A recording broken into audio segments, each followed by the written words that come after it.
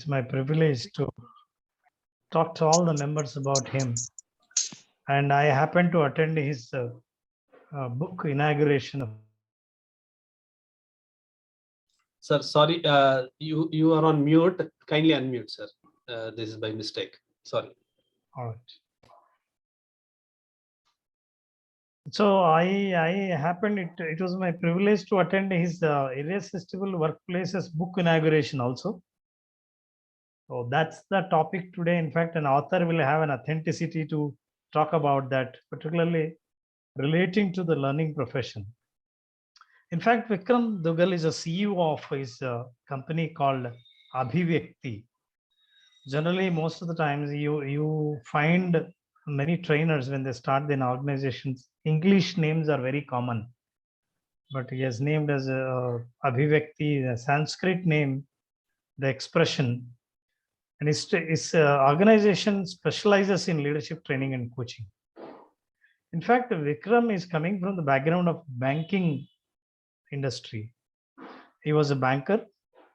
He worked for around more than 25 years in a banking, particularly SBI training college, faculty also he has served.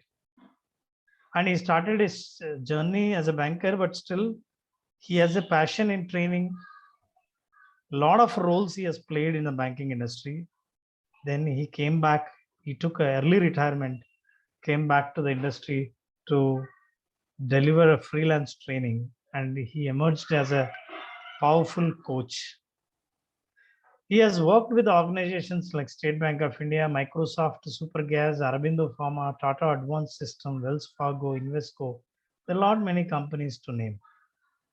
Public, private organizations, NGOs also. And he has traveled many countries like Indonesia, Philippines, Malaysia, Mauritius, Kuwait. And he's also a creator of online program on career acceleration, which had a very successful launch last year, before year 2020. And he was also invited as a keynote speaker by many organizations, schools, colleges. In fact, his introduction goes like this, but many a time people wanted to experience his talk. So I don't want to stand in between the speaker and the audience. And Vikram, welcome to the members exclusive program for only ISTD members. And it's our privilege to invite you for this program as a speaker. And over to you. Thank you so much, Ram, for this privilege of interacting with very, very learned people, and amongst them means I'm seeing Dr. Virmani in front of me. What better opportunity can it be to take his blessings? So when Srinivas initially approached me for this session, I did not know what to talk about. Then Ram actually clarified to me what you can talk about. So that's what how the topic emerged. Then I was having a conversation with my daughter, who was instrumental in getting my book in the physical form that we see. And she said, Papa, why don't you speak about your book? And then I said, okay, we can connect it to learning and development. And that's how the topic emerged. And that's what I'm going to speak about. I use chat box extensively for your participation. So as you remain on mute, I'll keep on asking you to give your quick inputs in the chat box so that I understand where are we headed. So the first question that I'm asking you all is, how many of you are from learning and development function? Type L and D in the chat box if you are from learning and development function. If you're not, don't type anything, not required. I'll ask you another question for that. So we have quite a few learning and development function professionals. And how many of you are trainers?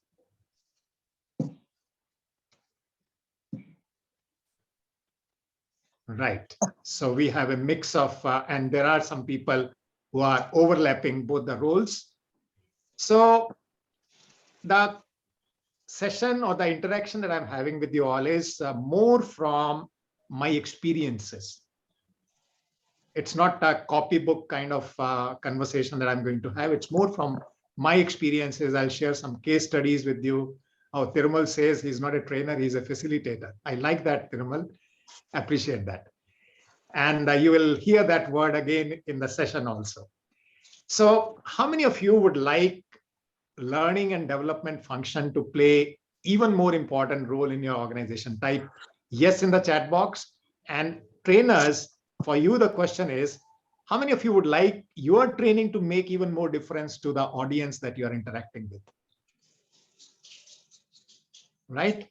So that's the whole context of this conversation.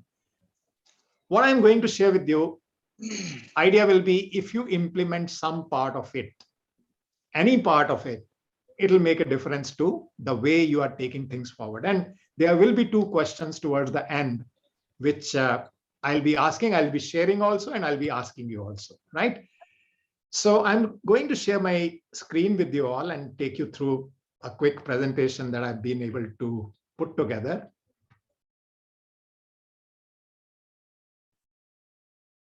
So how to create irresistible workplaces and role of L&D professionals and trainers in that context.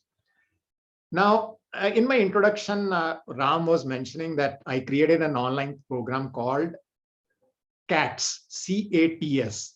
The full form of that is Career Acceleration Through Self-Discipline.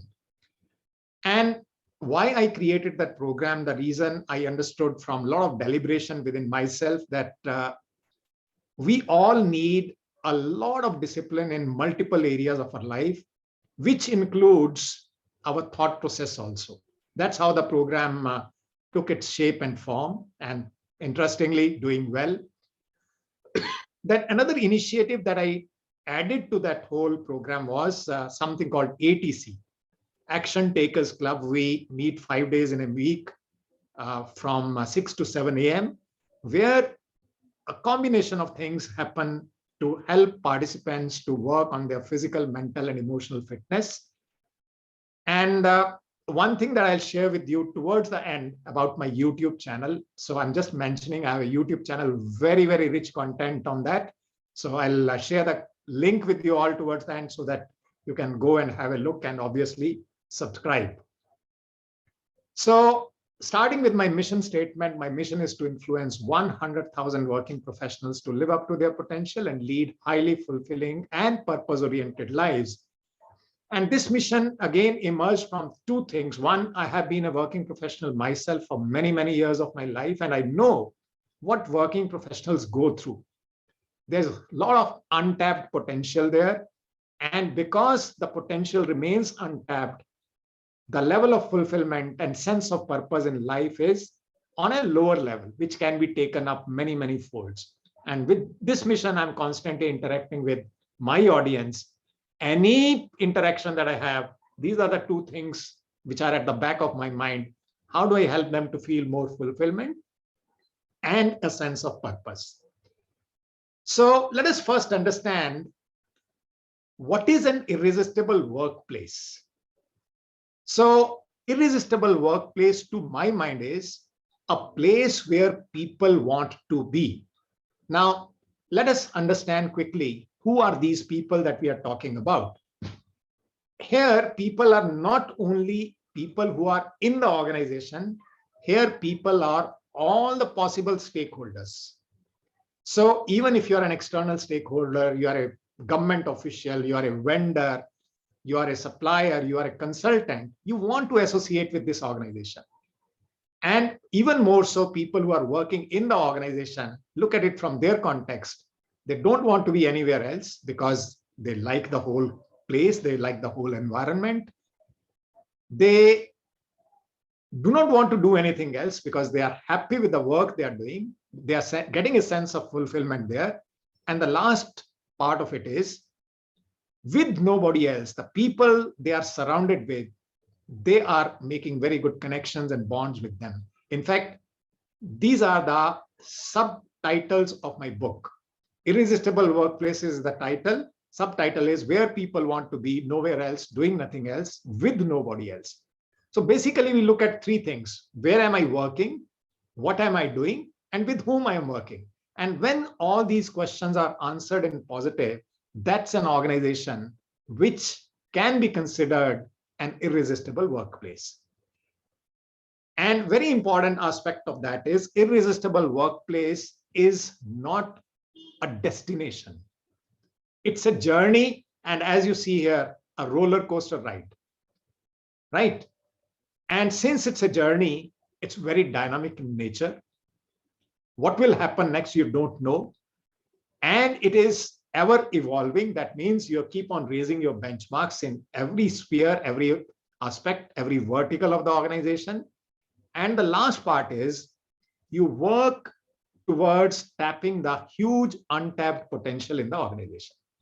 That's what an irresistible workplace key trait, key characteristic would be. So what is important to understand, it's not static.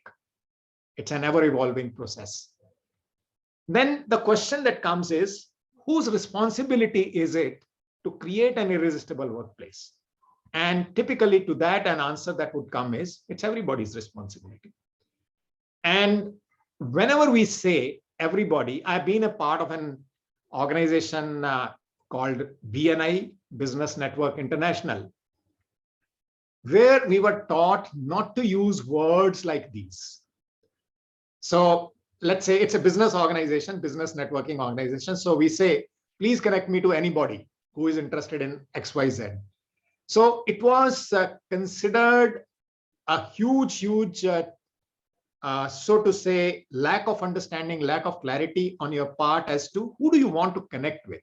So words like these are very, very generic and no one understands these words in clarity. So predominantly, it's the responsibility of leaders. And why leaders? Because leaders influence the energy of the organization. How many of you are in agreement with this thought that leaders influence the energy of the organization the most? How many of you are in agreement? Type A in the chat box if you're in agreement with that. A100, okay. That's interesting. Right. So that energy is nothing else but the culture of the organization, right? Now, how many of you have heard this story of monkeys in the context of organization culture? If you have heard, type H. If you have not heard, obviously, I'm going to narrate that too. Even if you have heard, I'll narrate it for that matter. Have you heard, by the way, story of monkeys in the context of organization culture? So there's only one. Okay, Venkatesh says, okay, right. No. So the story goes like this. There was a group of social scientists who thought of doing an experiment. And what they did, in a room, they built a structure, and at the top, they hung some bananas. And to reach those bananas, there was a ladder which was placed there, and they placed 5 monkeys in that room. Now, imagine a scenario. There are bananas, there are ladders, there are monkeys. What will happen? Obviously, monkeys will jump, pounce towards bananas, whether they are hungry or not, irrespective of that. So the part of experiment was that the moment a monkey touches the ladder, there's a very cold shower that is thrown from all sides, and every monkey is drenched, shivering cold. And obviously, they become restless and they want to dry themselves up. And they take a pause. Once they are dried up, they forget that something like this happened. Another monkey goes and makes an attempt. Another monkey goes and makes an attempt. It continues. Now, every monkey has experience. Every monkey knows that the moment I go there, there will be cold shower, and I must refrain from being miserable. Now, after this happened for some time, one monkey is replaced with a new monkey. What will happen to the new monkey? He doesn't know what's the context of the whole scenario. New monkey goes towards the ladder. The moment the new monkey goes towards the ladder, other monkeys, they have their own experiences becoming live in them. And they pounce on that monkey and they beat that monkey black and blue. Now, this monkey, who was a new monkey, did not know why this monkey has been beaten up. Another part of the story is now the cold showers had also stopped. There were no cold showers. This new monkey makes this attempt once, twice, thrice, and realizes going towards ladder is dangerous. I'll get beaten up, and there's no point in getting that experience. So why even care for bananas? Now, this monkey stops or doesn't even think about bananas. Another old monkey is replaced with a new monkey, and the new monkey goes towards bananas. Old 3 monkeys plus the new monkey who had not experienced cold shower earlier, that monkey also joins in beating the newest monkey, not knowing why am I beating the new monkey. Now this continues. All old monkeys are removed, all new monkeys are brought in. No one has experienced cold shower. The moment a monkey goes towards the ladder, all other monkeys pounce on that monkey, and lo and behold, no one is going towards that ladder, no one is eating bananas. And they say, this is how the company culture is formed. Whatever practices have taken roots, they become the culture of the organization. And it is important to remember that culture of the organization is very deep-rooted and not easy to change. Not easy to change. That is why any organization, if it has to work towards anything, it needs to work towards improving the culture of the organization. Any training intervention must have this as one of the distant goal. May not be, yahan yahi chalta hai. Very well said, Venkatesh. So it may be a distant goal, but at the back of the mind, this must always be, how will this influence the organization culture? So this is what the story is. And now what we are going to move towards is, what is the role of learning and development professionals towards creating irresistible workplaces, so to say, creating the culture where everyone thrives, right? That's what we are looking at. So a couple of thoughts that came to my mind were, so Sirisha, let's hold the question towards the end. Let's do it that way. So huge responsibility. That onus on learning and development professionals is huge, very huge, which perhaps even learning and development professionals do not even know. Why that responsibility is huge? Because their responsibility is to mold them and mold people who have been brought in without their knowledge also perhaps. They are given that this is the stuff we have, these are the people we have, now work on these people and make them better. So huge responsibility. And I'm asking you all, if you are told to change, how easy, how aligned will you be to that, or how resistant will you be to that? Ask yourself this question. And when you know the answer for yourself, you know how huge a responsibility is it on learning and development professionals that they are shouldering, that they are molding people all the time. Second part of this is, which I told earlier also, now I'm linking it to learning and development. One of the responsibilities that I personally believe is to create a culture of learning within the organization, that everyone desires to learn, everyone wants to learn, everyone is inclined to learn, and there are enough and more number of resources available to everyone to continue to learn. What happens is, what I always personally believe is, helping people to go and attend training programs is one thing. Now, when you send people to training program, how many go with an open mind? How many go with a mind that now I'll be completely involved in training or learning, so to say? And what my intention is, can we direct people towards self-driven learning? Yes, we need to provide training opportunities when we are in an organization. Obviously, we need to do that.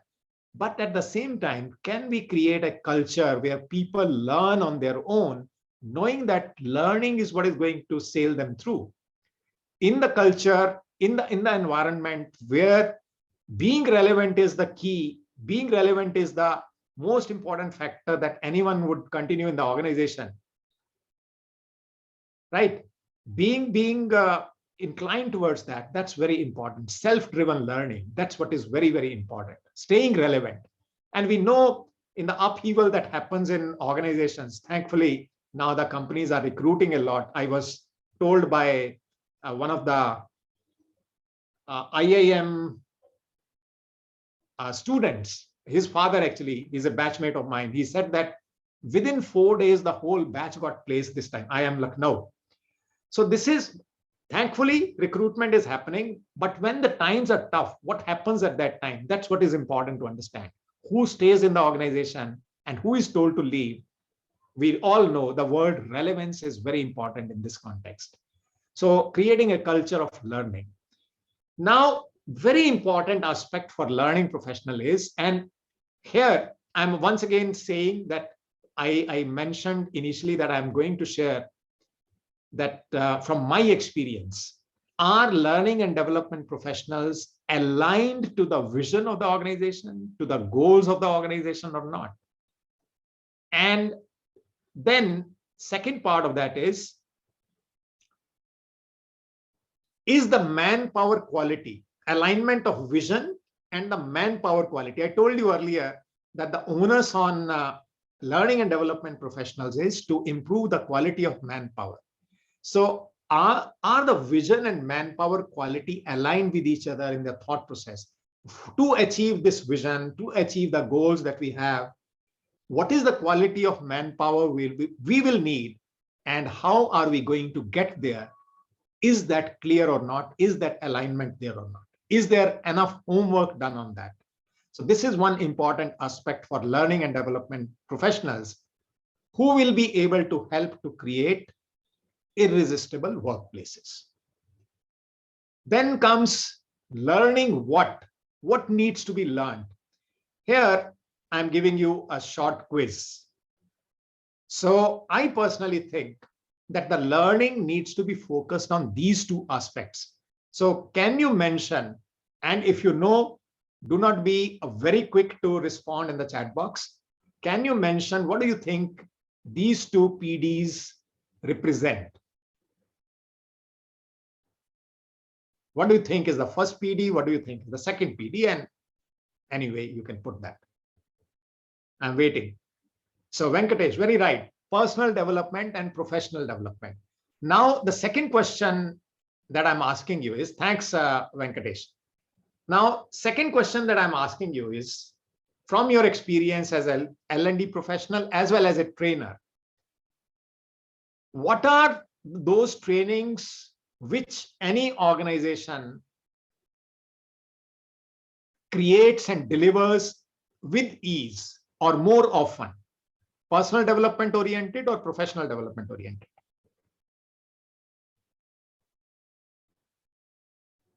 Professional development, right? And when this continues to happen, what takes a backseat, what suffers is personal development suffers. And that's where leadership gets stuck. I have come across many organizations, and even in my online program, the same experience I come across. People continue to grow up to a point, 10 years, 12 years, 15 years. They grow very, very fast.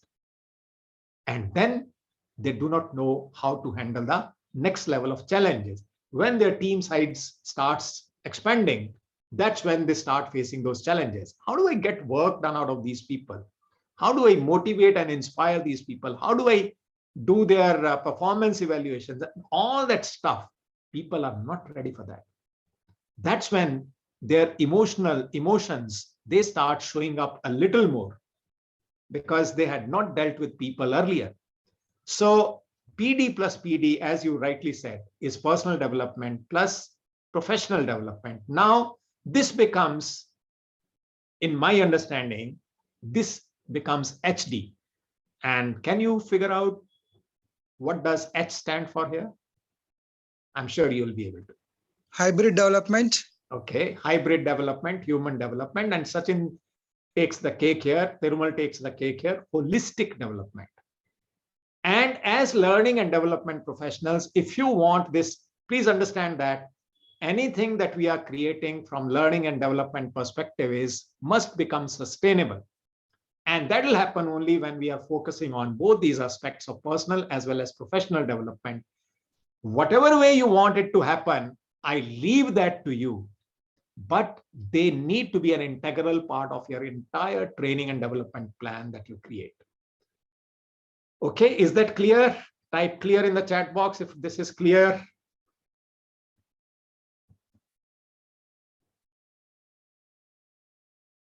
Right. Then comes very important aspect. What is the objective of intervention? Very recently, I came across an organization. They reached out to me that actually it started with asking for my mail ID and I received a mail. And I found a laundry list. I'm using a very, very strong word. A laundry list. These are the trainings that we want to do. And I asked them, how did you find this out? They said, we did a training need analysis and this is the list of topics that we want to cover. But I said, what do you want to achieve through these? They did not have a clue. So any training, whether it is from the learning and development perspective or learning and development professionals perspective or trainers perspective, any training needs to have an objective. If I am facilitating some sessions, my sessions must be oriented towards the objective of the training program. Are these clear to people or not? And if they are not, obviously, you will keep on checking the boxes as to how many trainings have you done in the year, but whether they are resulting in what we want to create in the organization or ROI part of the training investment that we are making, is that happening or not? That will remain a question mark, right? So this is an important aspect for L&D professionals that they must be very, very clear about objectives of interventions that they are proposing. Then comes decision making. So this is another thing that I want L&D professionals to start demonstrating. That is, when they approach, I'm talking more from the perspective of external training professionals. When they approach them, so as a training professional, I ask them, when do you want this training to be delivered? And this share a sense of urgency. You know what? We want it to be done yesterday. I'm using a slang here. I want it to be done yesterday. That is the sense of urgency they show. But when it comes to taking a decision, it just keeps on revolving around yes, no, maybe, don't know, and so on. And is that frustrating? Is that frustrating for them? Is that frustrating for the external vendors that you are planning to engage? This is how the decisions need to be taken. If you need it, take a decision and let it happen. And I've come across such experiences also. There was some participant who attended one of my trainings somewhere, and then he was actually heading an organization. So after the training got over, that evening itself, he called me, Vikram, can we meet? I said, fine. I said, when would you like to meet? He said, is it possible today? And yes, we met the same evening and we discussed. And next day, I had the training requirement in my mail training finalization, or you can say order, work order, or what is it called? That was there in my mail that let's start this training. I've seen people taking action so fast. And I've seen people initiating an action, but never taking a decision about it. So this is an important part, because please understand, first thing that we as L&D professionals need to create is, what is the culture we are creating within our function, right?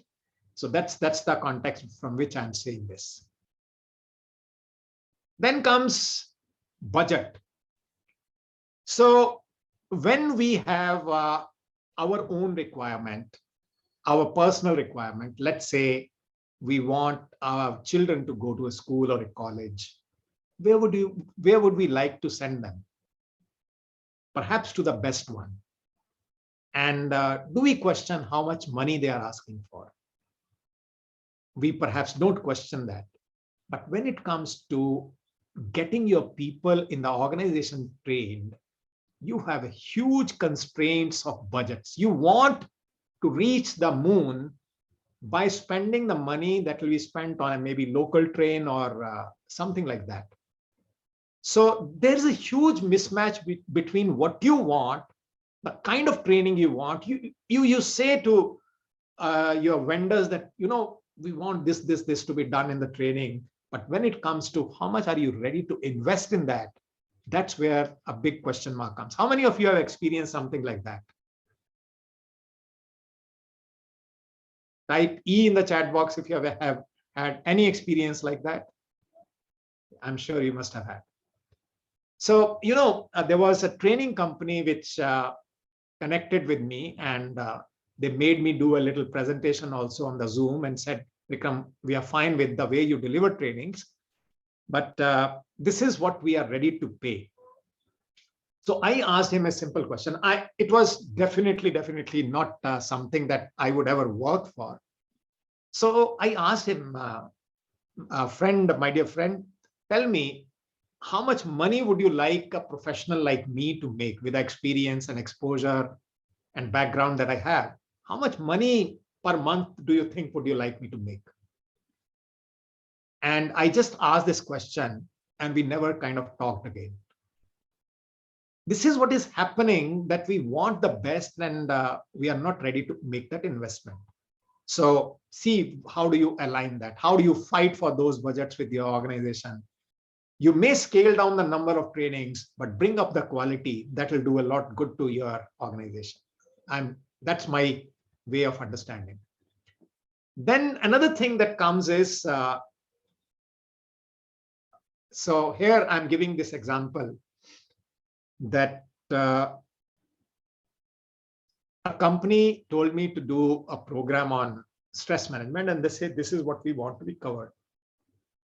I did not ask how much time do you want me to take. So looking at the whole program, I said, this looks like a 2-day or a 3-day program. They said, really? We want it to be done in half a day. So this is what is another aspect. So you may load people with information, a lot of information, but is that sinking in? Is there enough time to mull over that? Is there enough time to reflect over that? Are you giving that time and space within the sessions also or not? That is another thing that you must examine. And when it comes to, I'm going to the word that was used by Thirumal, facilitation. If you want to train people with what you want to train with, you can perhaps cover a lot. But when it comes to facilitation, the whole process becomes more exciting, but what you cover in that time is much lesser than what you cover otherwise. So am I right in saying that, Thirumal? Yes, Vikram, you're absolutely right. Yeah. It's important to move from covering to discovering. Absolutely. Then comes a very important aspect is how are you making sure that whatever people take as an idea from a training program, how do they bring it into implementation? Because your investment is going to give you some results only when some implementation is going to take place, right? So there has to be a mechanism where people can implement, and not only that, there has to be a mechanism where there is support for implementation. There is support. I'm emphasizing these words. There is support for it because see, I get trained, I go back to my team and I start demonstrating a new behavior, and the team gets surprised or my manager gets surprised and they look at me with hawk eyes as to what has happened to this person. And that is what I cannot handle. And I go back to my old behavior. So that's why I'm emphasizing the phrase, there has to be support in the organization for implementation. And then the another important point is storytelling. Learning and development professionals, if you can create this within your organization, I think your requirement of trainings will come down and your learning process internally will happen much faster if you create a mechanism of three things. And these three things are creating stories. Creating means collecting stories, having a mechanism of collecting stories. Then wherever interactions are happening, people are telling those stories and sharing those stories in offline mode also, offline, online mode also, right? So these stories, understand this, storytelling is, why is storytelling important? Why is storytelling more important than perhaps any other form of interaction? Can anyone make an attempt to respond?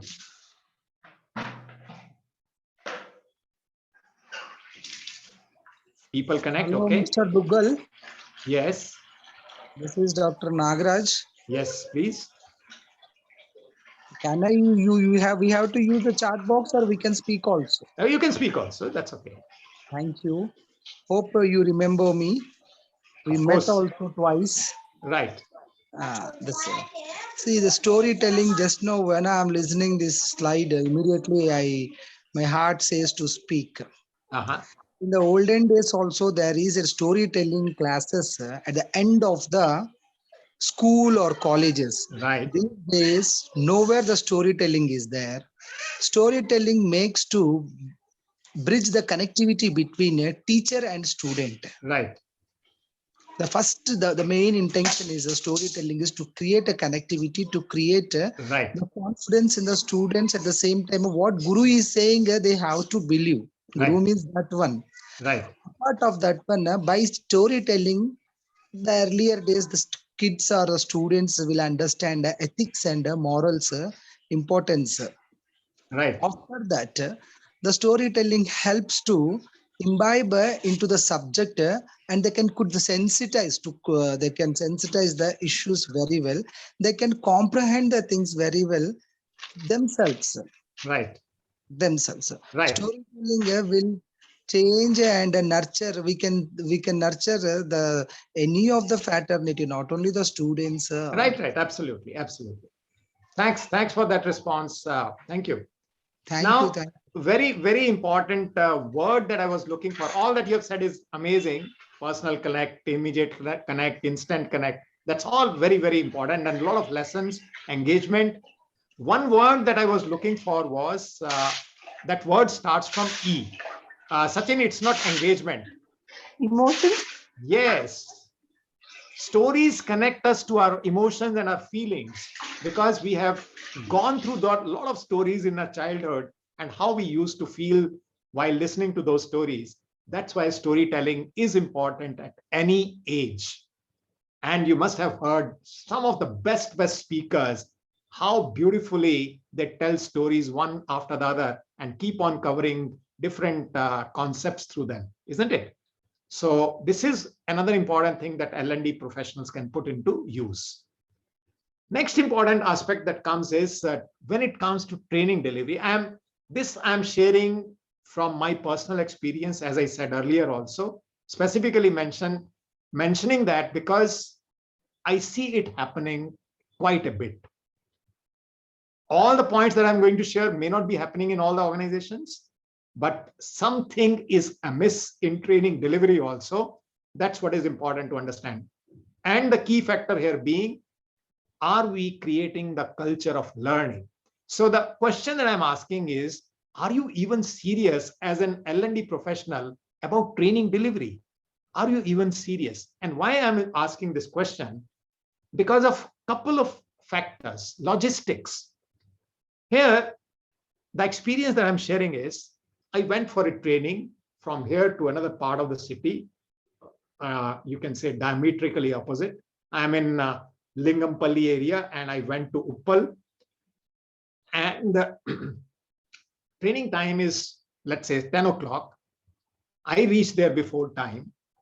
And after 10 o'clock, L&D professionals start appearing. After 10 o'clock, they start calling their technical people to set that whether the system there, everything is working or not, whether things are connected or not, whether sound system is working or not. And it goes on till, let's say, 10:30, people are walking in at leisure, and training was supposed to start at 10 o'clock. Now tell me, if something like this is happening, how many of those who are attending the training are going to take the messages of L&D professionals or L&D departments seriously? Understand that, because everything that we do is sending a message. This is first important thing. Are logistics in place? And yes, I've seen one training that we did along with some other trainers in Mumbai, an international MNC. And the kind of arrangement they had in the training room, all the stuff that was required, everything taken care of, everything taken care of. And that was an amazing experience that I had, right? So take care of the logistics, make sure, and keep on asking this question, are you serious? Second thing I have noticed in some training programs, hygiene factors, the size of the room itself. Now, tell me, in a room which is, let's say, 12 by 12, how many people can you accommodate for a training? In a room of 12 by 12, how many people can you accommodate for training? So Sirisha is saying about 6 people, 10 people. Now, I have done trainings for some of the best companies in a room of that size, cramping 20 plus participants. So are you even taking care of the basics? So this is another important thing. And sometimes the chairs are not worthy of sitting on them, and so on and so forth. There's a lot of mismatch in the kind of furniture that is placed there, and all that stuff is very visible and tells a lot about, are you really serious? Third important thing, this is very, very personal. So what happened in one case, that I reached there, I was welcomed by the reception people. I was directed towards the training room. I met the L&D professional there. Now came the lunchtime. Forget about the tea, right? Came the lunchtime. First, they did not have any clue whether I'll be taking lunch there or how will I be feeding myself. They did not have clarity. Somehow, when I mentioned that I have not brought anything, obviously, so they went and got me a coupon for lunch and told me, go to this canteen and stand in the queue, get your lunch and feed yourself. I was just wondering, is that how you treat people who are coming to invest in your people, who are coming to invest in bringing a change in your people? Is that how you treat them? Is that how you host them? And it was really, really shocking for me. So I hope you are taking care of this part, that you're hosting people well. You're turning out to be a good host, which Indians are known for. Ensuring attendance. Curious to know. So Sirisha, I'll respond to this question also later. So ensuring attendance. Now, just dropping a mail is not sufficient that you ensure attendance. You say that, oh, I've sent mail to everyone. That's not enough. Because people need to be pulled out of their current roles, responsibilities for a training. In online, it has become even more difficult that people are physically on the Zoom call, but perhaps I don't know whether they are connected to the training or not. We don't really know. So this is a very, very critical factor that will help any L&D professional to make a huge impact within the organization in terms of people development, when you ensure attendance, not only physical, but emotional also. Then comes what after, which I said earlier also, implementation part. How are you ensuring that people absorb the learning? Of course, you can't do much about that. How do you ensure that people put into action whatever little they have learned? Because action needs to start somewhere. And that is what is important to make sure to make any training intervention sustainable, any training intervention worth the ROI, Because in many training programs, in spite of whatever you say that we have this formula or that formula to measure ROI, you just can't measure it. Specifically when it comes to personal dimension or the behavioral trainings, you just can't measure that. So how do you bring people to taking an action and start feeling, here I'm using the word feeling, start feeling good about what they are putting into action, how their life is undergoing a change. So why training delivery is very important, because of this phrase which I picked up from another training program, how you do anything is how you do everything. If you are not serious about training delivery, you're not serious about the training itself. It's just, as I said earlier also, just checking a box. So this is where we are. So far, so good. Type SFSG, so far, so good. If you are still with me.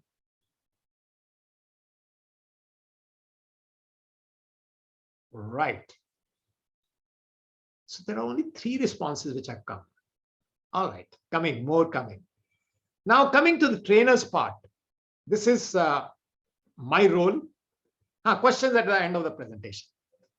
So focus, is your focus short-term or long-term? And by short-term and long-term, I do not really mean that long-term means that you get more training programs from the companies as a trainer. That's not what I'm talking about. Of course, that needs to happen to continue to get all the stuff that we need as trainers. But my intention of saying here is your focus just on one training program and make it good, make people excited? Or do you want to have a long-term impact on those who you are interacting with? When that is happening, that you have long-term perspective in your mind, that's when you are going to make a huge impact on your participants. So keep the focus long-term if you want to work towards creating irresistible workplaces. That's the whole idea. Next is, what is the driver of your training, content or context?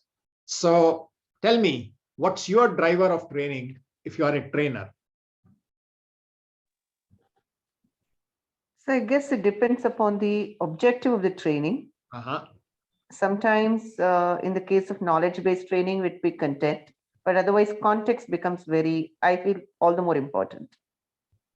So it has to be content via context, as Sachin has written. Even if it is a content or knowledge-based training, even then there is a context. There needs to be a context. Otherwise, it will only be information. That is why delivering any training program has to be context driven, right? So Thirumal is coming up with amazing phrases. So here he says, content is the king and context is the kingdom. So without context, a piece of information is just a dot. It floats in your brain with a lot of other dots and doesn't mean a damn thing. Knowledge is information in context, connecting the dots. Vikram, it is the TNI which actually drives in the context, isn't it? So TNI is a part of the context, and it is important for trainers to understand what is the context. Here we are talking from the perspective of trainers. So is the trainer understanding the context or not? So let us simply put, there's a leadership training. I'm called in your organization, Vikram, we want to do a leadership training. Please come and deliver a training program on leadership. So they say this is the time frame which is given to you. So now Vikram Duggal doesn't understand the word context. He picks up his ready-made presentation, comes and delivers. And after the training, they say, no, actually, this is not what we needed.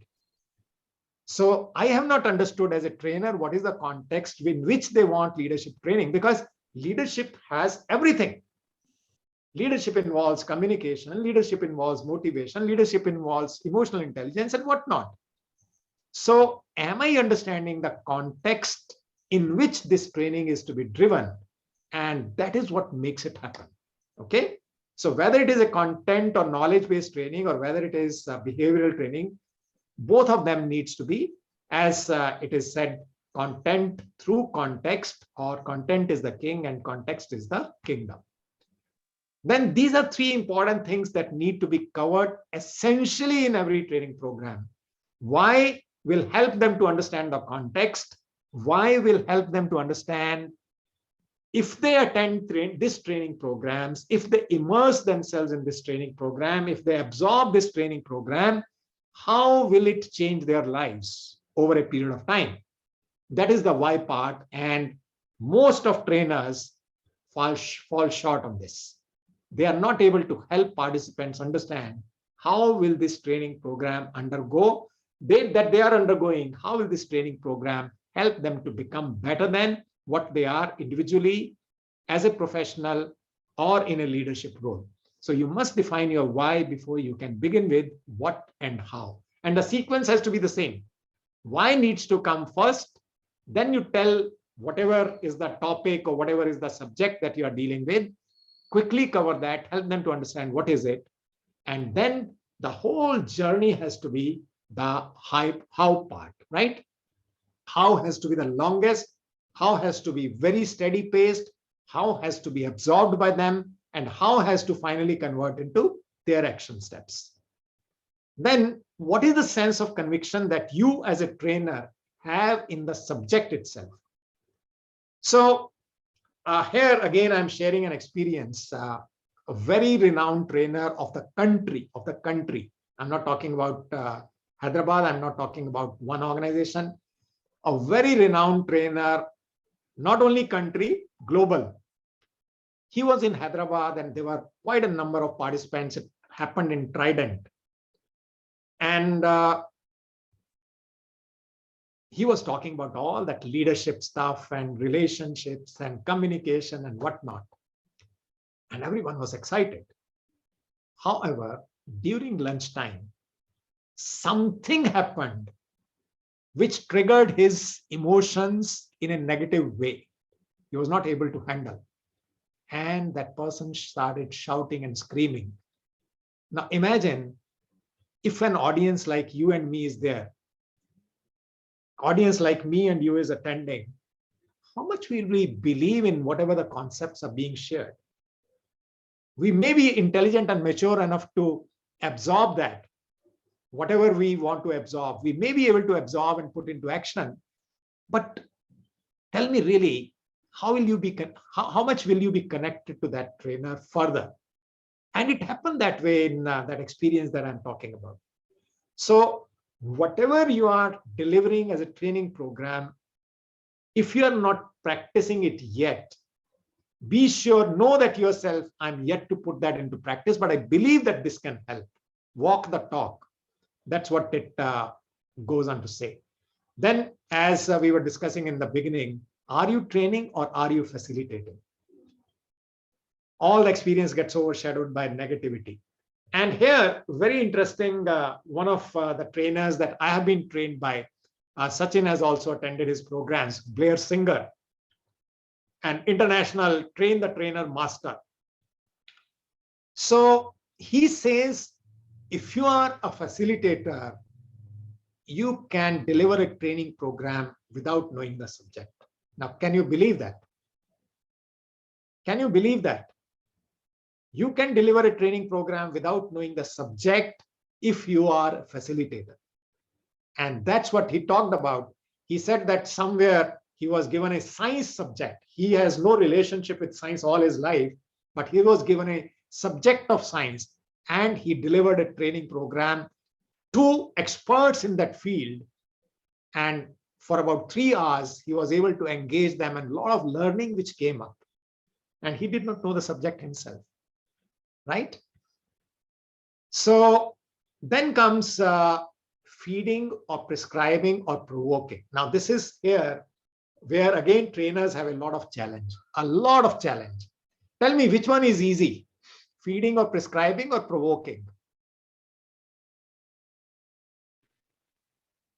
Which one is easy? Feeding and prescribing is easy. Right. And that's why most of the trainers fall into that trap. You should do this. They have one slide, do's and don'ts.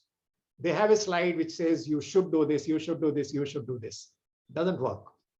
Because no one, specifically we are talking about adult training here, No one likes to be told what I need to do.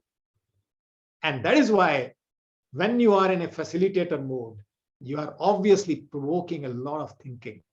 I call, when I tell about the methodologies that I use in my training interactions, training interventions, I label it as provocative questioning.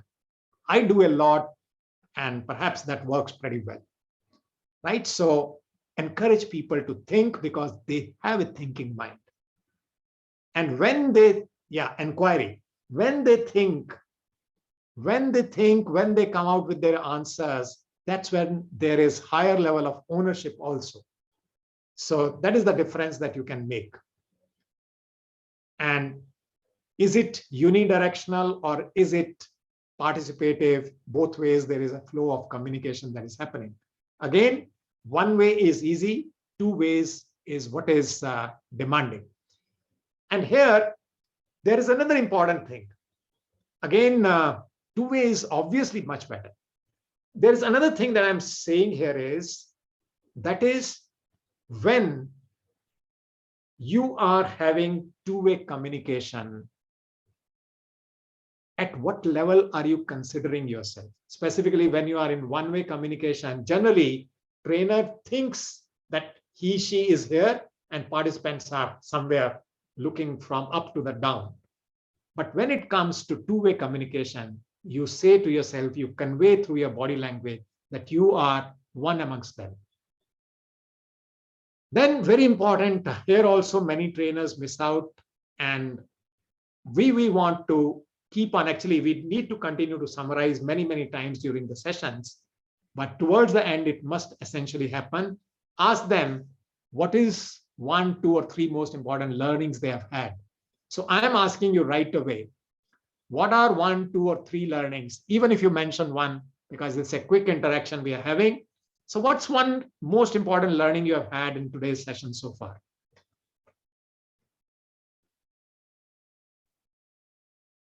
Emotional connect.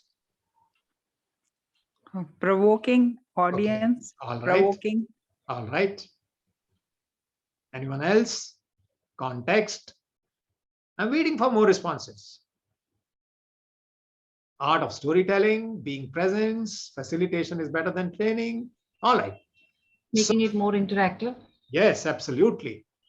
Connect via context. Second is always close your training programs by asking this. Act now. What will you do with what have you learned? What will you do now? And do not allow them to postpone. Specifically, there are many things that they can initiate. A small small action they can initiate that day itself. So some people say, I'll attend the training programs, and when I join back in the organization on Monday morning, that's when I start something. Do not allow people that postponement, because it will get diluted, it will disappear. So what is the first action they will initiate instantly, immediately, today itself, tomorrow morning? When you do that, that's when people start. See, what we are doing by asking this question is, we are giving them one clarity. Okay, I can start doing this. Because if they have to revisit their whole session to come out with an action plan, that will take its own time. So ask this question towards the end, essentially. So let me ask you right away, so that when we start question answers, we can simply close the session. Based on whatever we have discussed, something, all that stuff till now, what is one thing that you can put into implementation? Act now. Don't say that, because what will be the action? That's what I'm asking you. What is one action that you'll initiate in your life, personal, professional life, based on whatever conversation we have had?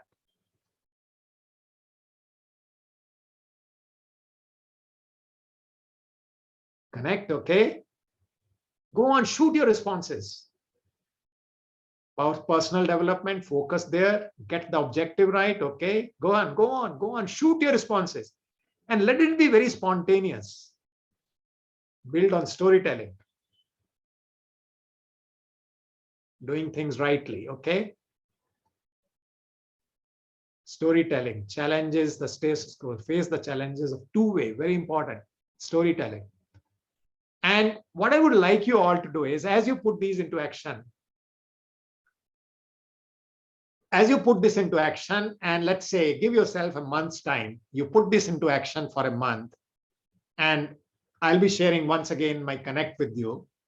Drop me a message, you implemented XYZ, and this is what I experienced based on my implementation. I'll be very, very happy to know how you were able to put your learning into action. And that'll be a validation of all that we have discussed today. So as a trainer, do you have a way to stay connected with audience at least? Okay, let me do it right away. This is my number. Okay, why is it not typing? This is my number, and you can reach out to me. You know my name, Vikram Duggal, and I'll be happy to know from you how was the experience of implementing whatever you put into implementation, right? So this is where we come to the end of today's conversation. Any questions? I'll come face to face with you. Would like to have a look at you so that we see each other and then respond. And of course, I have the last slide also. Let me show that also. Let me show that. Thank you slide. Yeah. So now, as Dr. Srinivas decides how much time do we have for question answers, we can have a couple of questions. Let us have the first question from Sirisha. She had asked that question in between, so we'll have her question to begin with. Yes, Sirisha, you can unmute and ask the question. First of all, Vikram, thanks a lot for the session. It was interesting, and we loved the chat and the way we had. This is a two-way communication. Yeah. One classic example of two-way communication. Yeah. So meaning that even in an online, you can do two-way communication. Yes. Yeah. Yes. Thank you.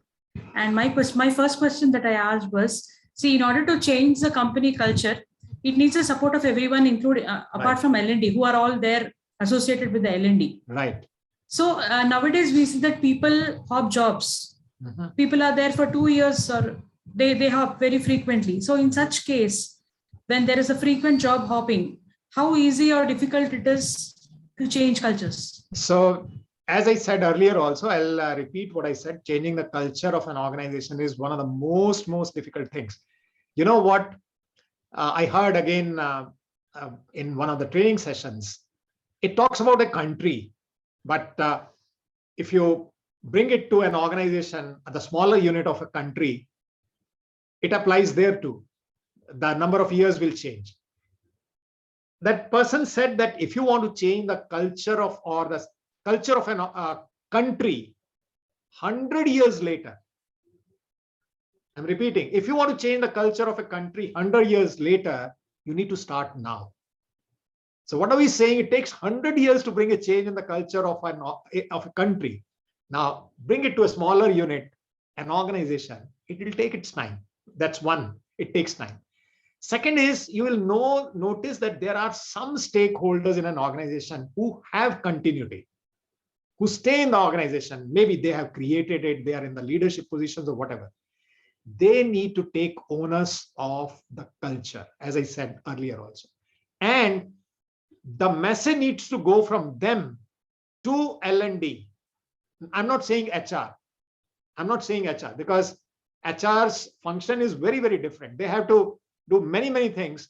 But when it comes to culture, I think L&D has to play an even important role, because they are constantly interacting with a huge audience.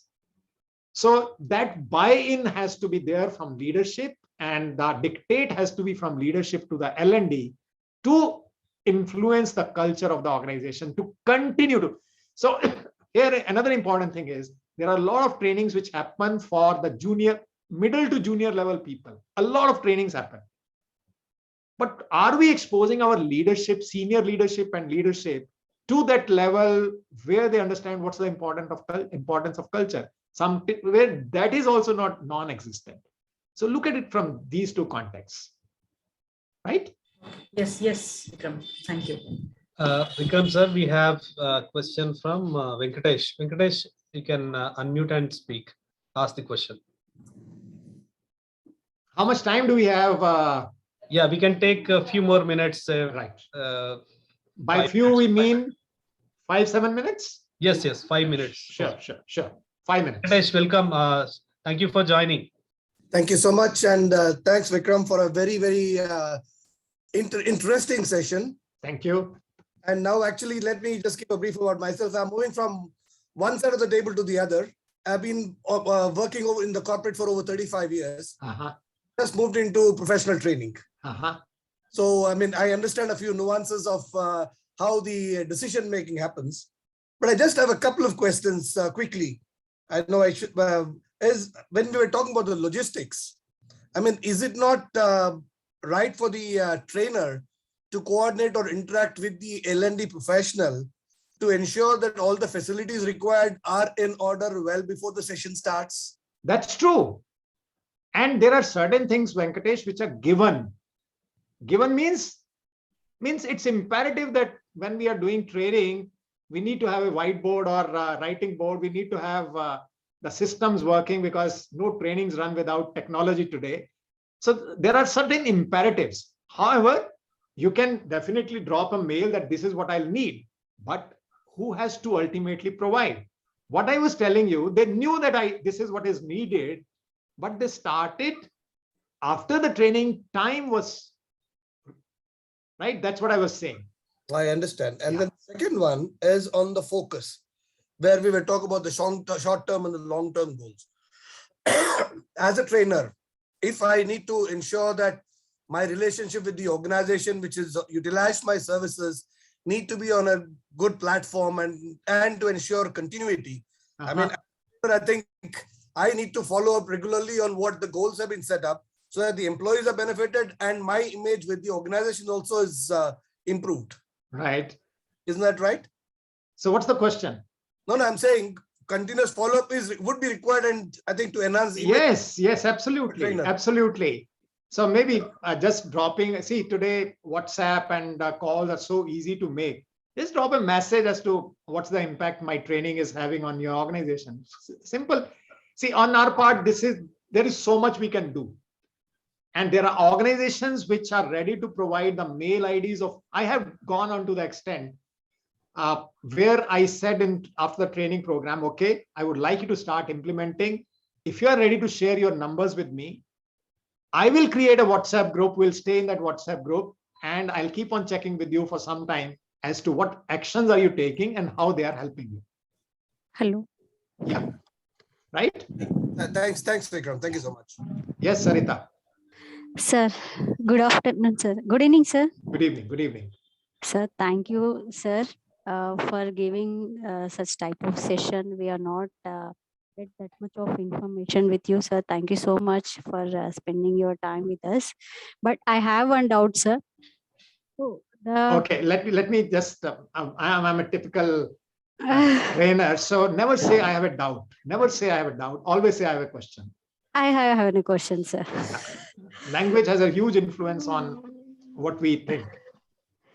Yes, Sarita. Thank you, sir.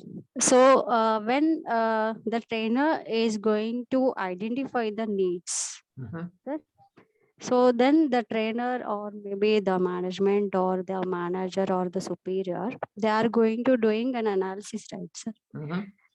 So they are concentrating on task or person or any or organization analysis. Then these three analysis, organization or task or person, how the company is going to making the analysis to find out the training needs into the industries, sir. What's the question exactly, Sarita? The question is that where the company is going to identify the needs. All right. So it's put it very simply. Yeah. To perform any role, certain set of competencies are required. Any role. Sir. Whether you are a team manager, whether you are a team member, whether you are a technical person, whether you are an HR person, every role requires certain competency. Somewhere my technical skills are highly in requirement. Somewhere my communication skills are required. Somewhere my emotion balance has to be there. Somewhere negotiation has to be strong. So every role requires certain competencies. Now, does the organization know to help Sarita to perform her role, what are the capabilities she needs? And then second part of that is, what are the capabilities she has? This is what she needs. This is what she has. How do you bridge this gap? This is what she has. How do you enhance the existing ones? This is what comes up in training need analysis. And then convert that into competency mapping is a little technical term. That's why I did not use it. But this is how it goes. Yeah. Thank you, sir. Thank you so much. One last question. We have a question from Srinivas. Yes. He's asking about the models of training. Srinivas, are you there? I'm there, Dr. Srinivas, I'm there. Yeah, can you share your question, Srinivas? We have so many models in training: Kirkpatrick, Philip model, Bloom's, etc., etc. What are the various? What is the current contemporary model that can be useful for the class? I mean, the lowest of the lowest level of the employees. So, I don't know about these models. Let me be honest about these. Okay. I've never studied. I've never delivered training programs based on any model. First thing. Second is, any training program can become effective if you engage people in conversation. Have conversations with people, talk to people, understand what are the challenges they are going through, check with them what are they looking forward to in these conversations, and from your life experiences, from your training experiences, keep on bringing them and see how excited they become. And you know what? I think before I start the training, I attend the training. Before that, I think life is very difficult. It's very difficult to put this topic into implementation. Now, the transition that you need to take them through is, oh, really? It's as easy? I never thought it's as easy. And if this is where you can bring your participants to, I think there's nothing better than that you can ever achieve. So whatever model you follow, the whole idea is that you help them to come to a point of change where they are ready to take some action. That's the ultimate essence. Sorry, I did not have an understanding of theoretical models of training. But this is known as a Kirkpatrick model, Vikram. And you I'm a typical non-theoretical person in terms of my training interventions. So there's nothing that I've shared with you in this today's session which I picked up from any book. I kept on asking myself, what more can be shared? What more can be shared? And that's how I created my presentation. Well, your snippets in the YouTube are excellent. Many a times I use them for my respective training. Thanks a lot. Wow. So I've already shared my YouTube link with you all. I'll share that maybe once again. We are very much in touch with each other, Vikram. Sure. Yeah. I know that. I think sir can develop a model himself. Right. Right. Thank you. So with that, from my side, thank you very much, Srinivas ji, for reaching out for this session. Thank you very much, Ram, for engaging me in conversation. And thank you all for being there. So happy to see some familiar faces. The responses from Thirumal, Sachin, and Virmanis are being there. So it's an honor, Srinivas and then Venkatesh. And so it's an honor and privilege to be in this space. So thank you so much. And let's stay connected and continue to add value to each other. Thank you. Thank you, sir. I think there's Mr. Murthy also is there, right? Yeah, Murthy, Krishna Mohandir. Right, because his name is showing us something else. So I did not want to take the risk of Sachin ji. That is our granddaughters. Right. But I remember the name right, isn't it? Yeah. Thank you so much. Sir, Ram, are you there? Yeah, I'm there, Srinivas. Shall we proceed for vote of thanks? You have anything to say, sir? Hey, Vikram, fantastic. You have added value to the training fraternity. In fact, you have shown the different perspective to everyone with your questions, and mostly you have interacted with the trainers and you engaged them all through. That's a great experience that everyone had. Wonderful session, sir.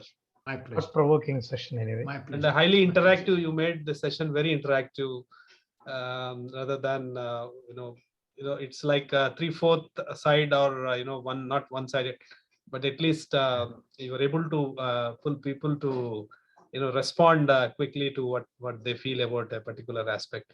And on behalf of ISTD Hyderabad, I profusely thank sir. Thank you for taking your time out, for your ready acceptance to deliver a session. We are very much honored having you as a speaker for this members exclusive session, although known to many people. Thank you very much, sir. My pleasure. So there is a question which has come from Mr. Venkatesh that anyway we can get the presentation.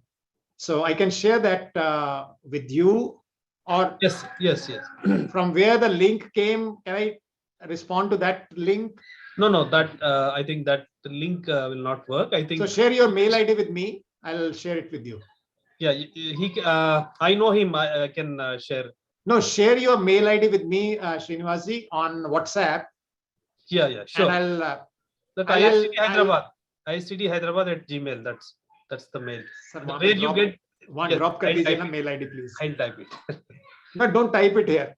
Sachin, I'll send it to me, please, on WhatsApp. And okay. I'll remove all the images so that the file size shrinks, and I'll just send the text part of it. Thank you so much. Yeah. Thank you all for joining. Thank you very much. Thank you, Vikram. Happy evening. Bye-bye. Thank you, Vikram. Yeah, thank you. My pleasure. My pleasure. Thank you, Vikram. It was Bye-bye. nice hearing you. Thank you, Virmani sir. It was pleasure. After a long time, I saw Vikram.